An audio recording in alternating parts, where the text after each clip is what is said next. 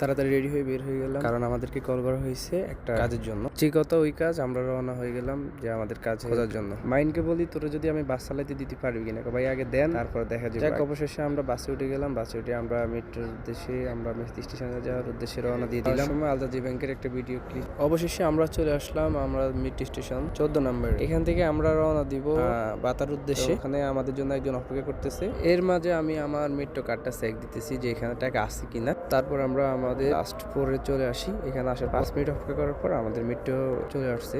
তো এখনই আমরা মেট্রো ভ্রমণে। মেট্রোর ভিতরে ঢুকে তো আমি দেখি এত মানুষ, বসার কোনো জায়গা নাই। আমি মাহিনকে বলতেছি, মাহিন মানুষকে বলস নাই যে এটা আমার প্রাইভেট মেট্রো। অবশেষে আমরা আমাদের গন্তব্যে চলে আসি, বাট কোনো ফায়দা হইলো না। যেহেতু আমাদের লাভ হয় নাই, তাই আমরা আবার ব্যাক চলে গেলাম। বললাম যে আমার একটা এখান থেকে ভিডিও দাও।